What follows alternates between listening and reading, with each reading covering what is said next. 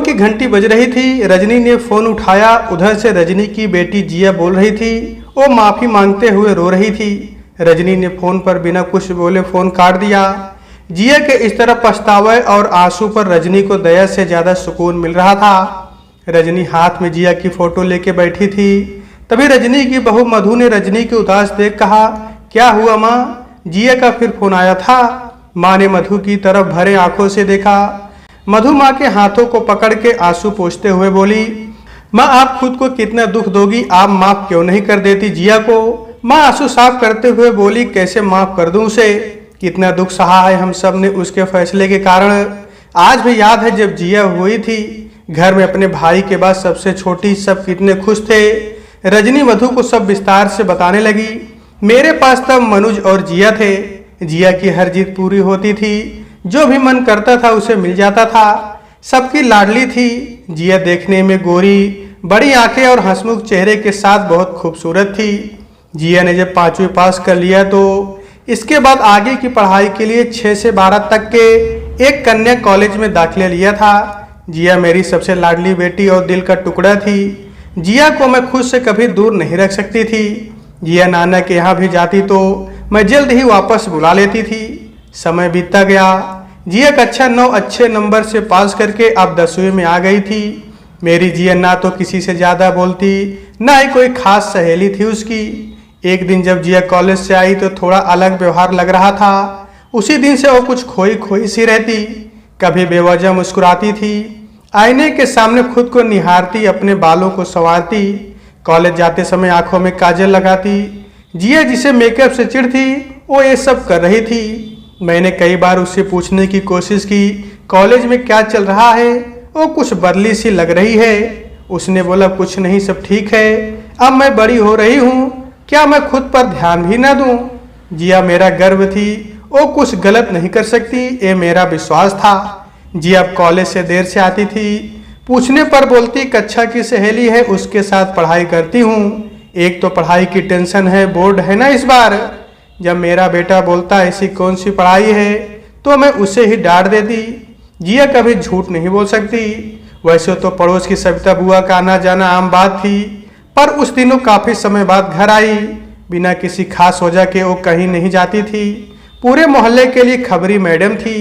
पूरे मोहल्ले की खबर रहती थी। वो आई, हालचाल पूछ बोली, जिया नहीं दिख रही। मैंने बोला, अभी कॉलेज से नहीं आई। वो बोली, पर अब तक कॉलेज की छुट्टी हो जाती है। मैंने मुस्कुराकर बोला, सहेली के घर पढ़ने गई है।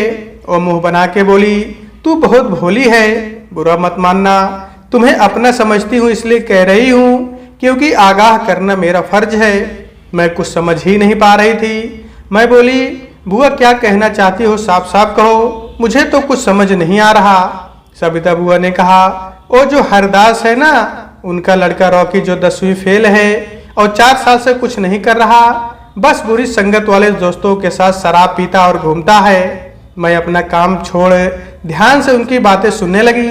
तेरी जिया को कल मैंने उसके साथ बात करते हुए देखा था। मैंने सोचा तुम मेरी अपनी हो तो तुम्हें बता के तुम्हें सजग कर दूं। वो लड़का बिल्कुल अच्छा नहीं है। जिया के बारे में ये सब सुन मेरा खून खौल गया। मैंने सविता को चिल्लाते हुए बोला, आपकी हिम्मत कैसे हुई मेरी बेटी के बारे में ऐसा बोलने की? आप बड़ी हैं, मैं आपका सम्मान करती हूँ, पर इसका मतलब ये नहीं कि मैं अपनी बेटी के विषय में कुछ भी गलत सुनूंगी। मेरी बेटी ऐसा कभी कर ही नहीं सकती। वो मेरा गुरूर है। आप अभी यहाँ से चली जाइए और यहाँ कभी मत आइएगा। सविता बड़बड़ाते हुए जाने लगी, भलाई का तो जमाना ही नहीं, तुम्हें भी जल्द ही सब सच पता चल जाएगा।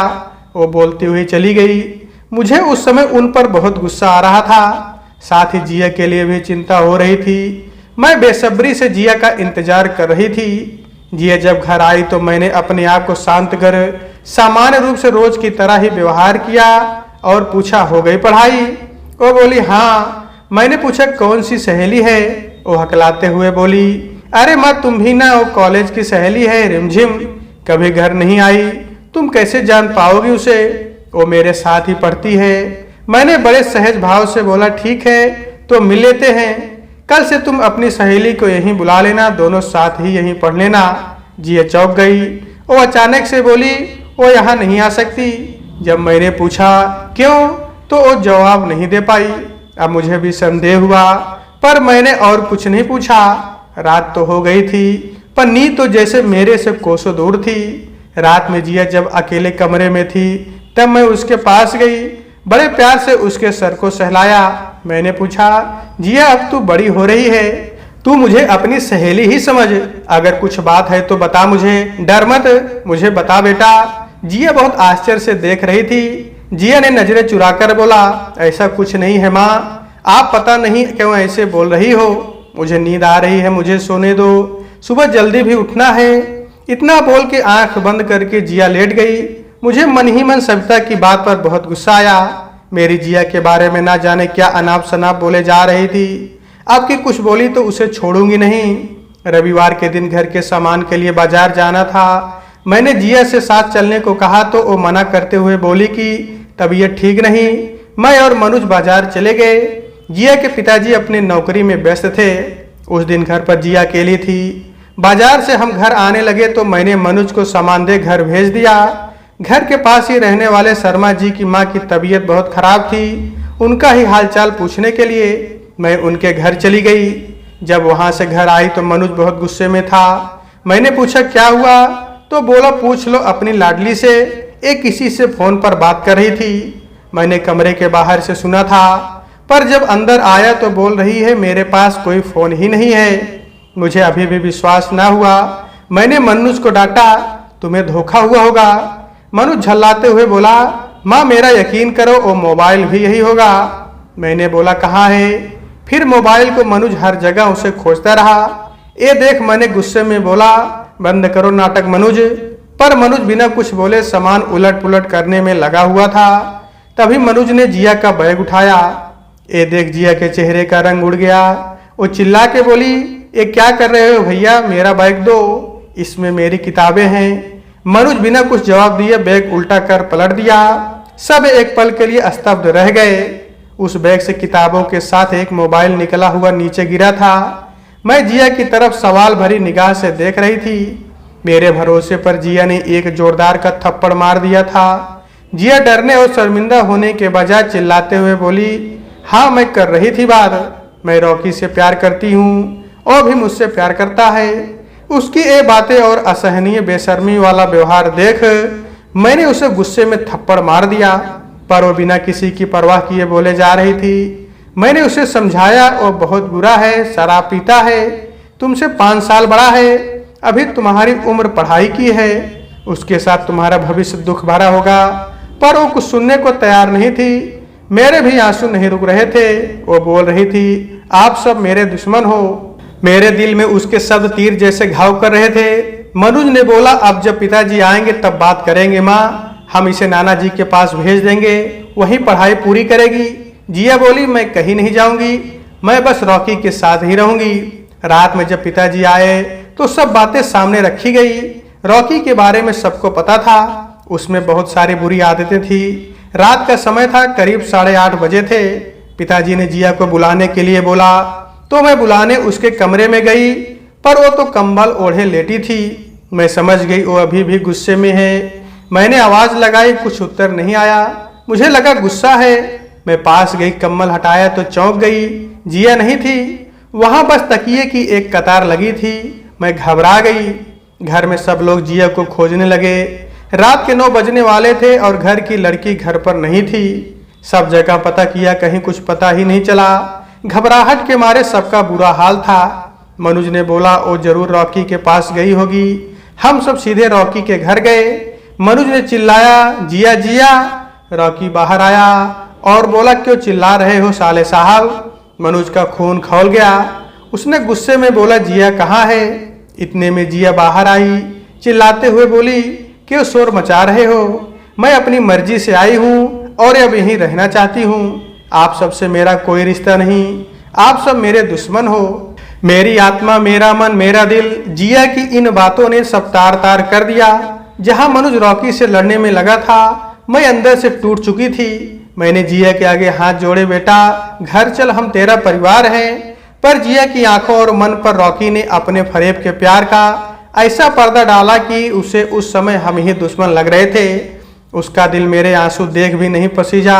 मैं जिया को उसके पास किसी भी दशा में नहीं छोड़ सकती थी। मेरे दिल का टुकड़ा थी वो। रॉकी धमकी पे धमकी दिए जा रहा था। 9 महीने कोख में रख के बड़े प्यार से पाला था। आज अपनी ही बेटी को मैं भिखारियों की तरह मांग रही थी। आज उसके लिए रॉकी ही सब कुछ था और हम दुश्मन थे।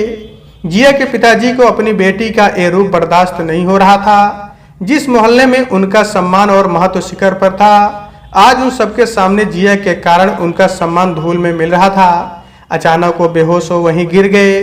मनुज ने उन्हें सहारा देते हुए एम्बुलेंस को फोन किया, पर जिया का पत्थर दिल वो अपने फैसले से बिल्कुल न बदली। जब एम्बुलेंस आई तो मैं जिया के पिताजी को लेकर अस्पताल जाने लगी और रोते हुए मनुज से कहा, जिया को बेटा यहाँ मत छोड़ना, कुछ भी हो जाए उसे साथ घर ले आना। मनुज के जब सब प्रयास विफल हो गए तब उसने पुलिस को फोन किया, क्योंकि जिया की उम्र 18 वर्ष से कम थी, 17 वर्ष में चल रही थी। इसलिए मनुज को ये रास्ता ठीक ही लगा। पुलिस आई। महिला पुलिस जिया को रॉकी के घर से बाहर लेके आई। पुलिस रॉकी को जिया के अपहरण के जुर्म में गिरफ्तार करने लगी। जिया का बयान लेने के लिए महिला पुलिस उसे अलग कमरे में ले गई। जिया से सवाल करने शुरू किए। जिया से पूछा, किस तरह रॉकी ने तुम्हारा अपहरण किया, कैसे किया? जिया बोली, उसने कुछ नहीं किया, मैं अपनी मर्जी से उसके पास गई। मैं रॉकी से प्यार करती हूँ। मेरे घर वालों ने मुझसे बोला, अगर रॉकी से मिली तो हम तुझे मार देंगे। मनुज को यकीन नहीं हुआ। जिया ने उल्टा परिवार वालों पर ये इल्जाम लगा दिया कि उन्होंने उसे मारने की धमकी दी है। पुलिस महिला ने बयान लिखा। मनुज के पास अब कोई वजह नहीं थी रॉकी को जेल भिजवाने की, न ही पुलिस के पास थी। तो पुलिस ने रॉकी को चेतावनी देके छोड़ दिया। साथ मनुज को चेतावनी दी, अगर जिया को कुछ भी हुआ तो पुलिस उन्हें छोड़ेगी नहीं। पुलिस चली गई। जिया को लेकर मनुज घर पहुंचा। तब तक मैं भी घर पहुंच चुकी थी, पर जिया के पिताजी अभी भी अस्पताल में थे। मेरे घर पहुंच जाने पर मनुज पिताजी को देखने अस्पताल चला गया। मैं जिया घर पर अकेले थे। मैंने जिया से पूछा, तुझे क्या हो गया है? तुझे तेरे पिताजी पर भी तरस नहीं आ रहा? तू अभी छोटी है, सही गलत की समझ नहीं है तुझमें। मनुज अगले दिन पिताजी को लेके घर आ गया। बीपी की वजह से तबीयत खराब हो गई थी। मनुज ने बोला, पिताजी को कोई तनाव नहीं देना है। जिया को बहुत समझाने पर भी वो अपने निर्णय से नहीं हटी। फिर मैंने बड़े भारी मन से उसे उसके नाना जी के यहाँ भेज दिया। नाना जी ने उसके शादी के लिए बोला तो मैंने साफ मना कर दिया।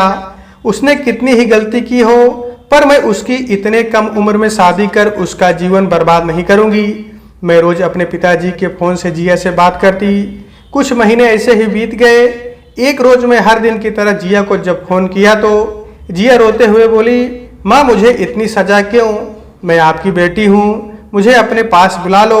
मेरा दिल पसीज गया। मैंने जिया के पिताजी से जिया को घर बुलाने की बात की।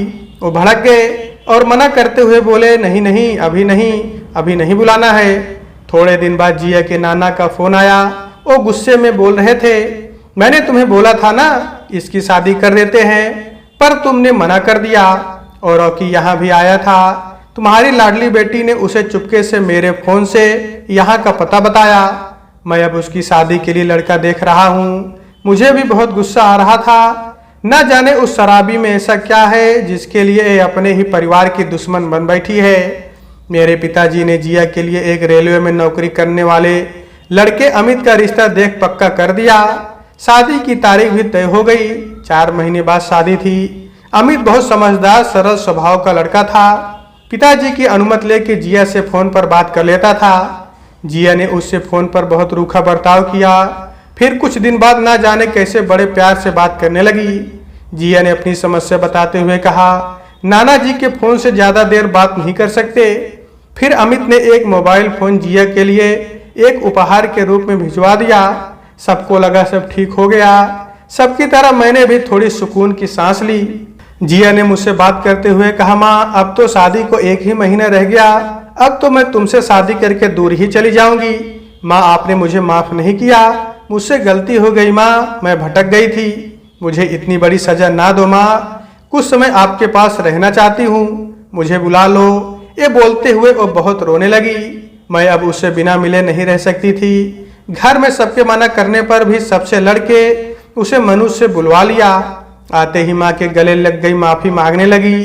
अमित का फोन आया। अमित ने मेरे से बोला, मैं जिया को आगे पढ़ाऊंगा, आप इनके सारे मार्कशीट और स्थानांतरण पत्र कॉलेज से निकलवा कर भिजवा दीजिए। मुझे बहुत खुशी थी।